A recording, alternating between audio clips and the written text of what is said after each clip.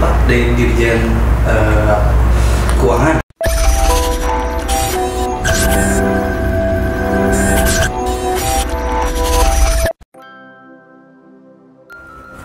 Halo warga Karawang, selamat datang kembali di channel KPU Karawang. Bersama saya Iqmal Maulana, saya mau membagikan informasi tentang tahapan Pilkada 2020 berdasarkan PKPU 5 tahun 2020 yang sedang berjalan sampai dengan akhir tahapan.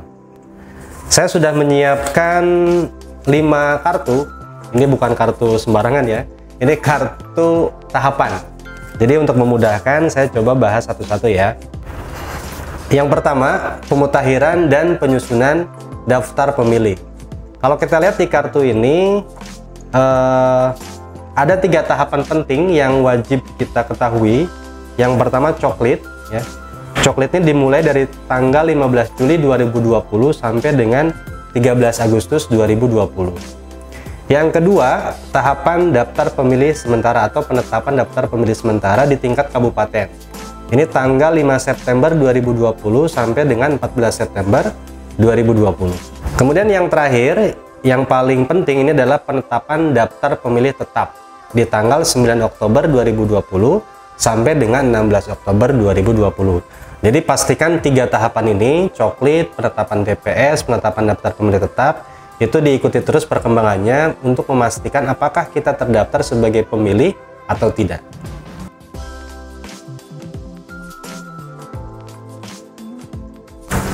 Kartu yang kedua, ini adalah pencalonan.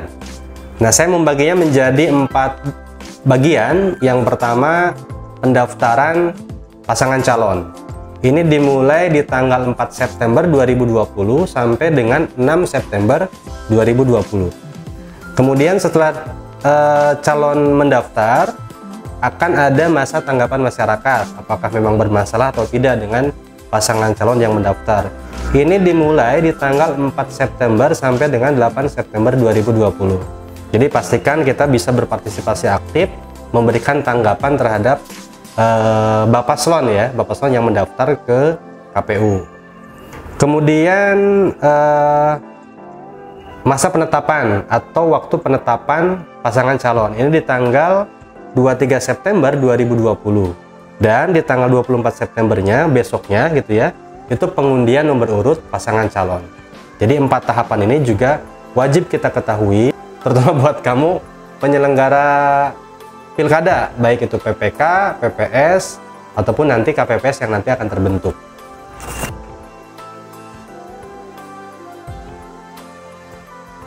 Kartu yang ketiga apa ini? Kartu yang ketiga, masa kampanye. Ya, ini ada tahapan di mana pasangan calon menyampaikan visi misinya kepada masyarakat.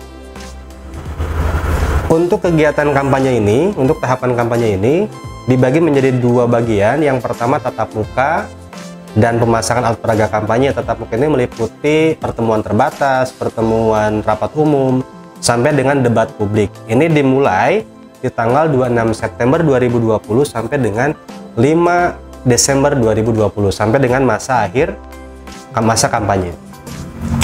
Kemudian selain tatap muka dan pemasangan alat peraga kampanye, juga ada pemasangan iklan di media, bisa media cetak ataupun media elektronik. Ini dimulai di tanggal 22 November 2020 sampai dengan 5 Desember 2020. Jadi untuk pasangan calon atau Bapaslon yang mau mendaftar, diingat bahwa masa kampanye ini dimulai di tanggal 26 September sampai 5 Desember 2020.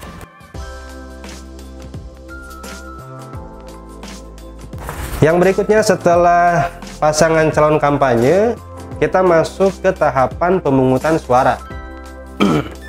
Tungsura ya. Pemungutan suara diingat betul oleh masyarakat Karawang itu di tanggal 9 Desember 2020. Harinya hari apa? Hari Rabu ya, hari Rabu. Oke, hari Rabu tanggal 9 Desember 2020, pastikan dicatat di buletin di kalendernya. Itu adalah waktu atau tanggal pemungutan suara pemilihan serentak kepala daerah se-Indonesia, termasuk salah satu adalah Kabupaten Karawang. Ada beberapa tahapan yang wajib saya share. Yang pertama, setelah nanti pemungutan suara di tanggal 9 Desember, ada itu Pak dari Dirjen Keuangan.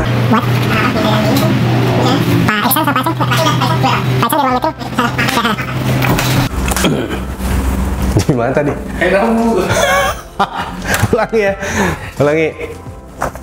Oke, yang berikutnya setelah pasangan calon kampanye mereka ya, tahapan yang berikutnya adalah pemungutan suara, yaitu di tanggal 9 Desember 2020. Harinya hari apa? Hari Rabu ya. Hari Rabu. Dicatat, pastikan kalendernya tetap aktif. Aktif gak sih kalendernya? Ya, kalendernya tetap di tahun 2020 yang pasti. Jadi tandai tanggal 9 Desember hari Rabu, pastikan kita hadir di TPS untuk menggunakan hak pilih kita. Kemudian setelah dilakukan pemungutan suara, dihitung ya. Ini tahapan yang paling krusial, yang paling penting untuk kita kawal bersama, yaitu rekapitulasi di tingkat kecamatan dan tingkat kabupaten. Untuk tingkat kecamatan tanggal 10 Desember sampai dengan 14 Desember, sedangkan tingkat kabupaten 13 Desember sampai dengan 17 Desember. Ya, PPK harus ingat, KPU kabupaten apalagi.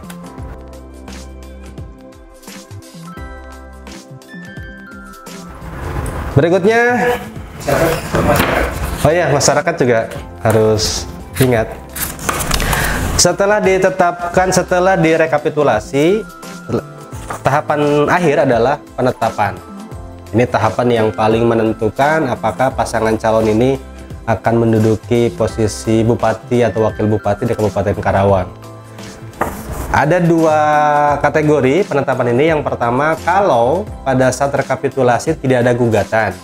Jadi penetapannya ini maksimal 5 hari setelah Mahkamah Konstitusi menyampaikan buku registrasi perkara konstitusi atau BRPK kepada KPU. Jadi BRPK ini nanti ada beberapa kabupaten kota yang mendaftarkan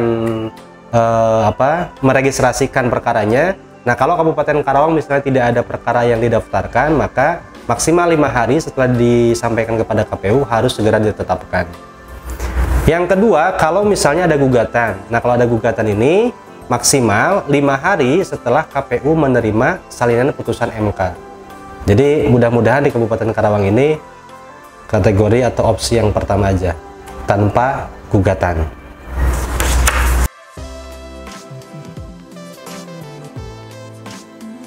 Oke, itu tadi 5 kartu tahapan yang sudah saya sampaikan, dari mulai daftar pemilih, kemudian pencalonan, terus kampanye, kemudian tungsura, dan penetapan.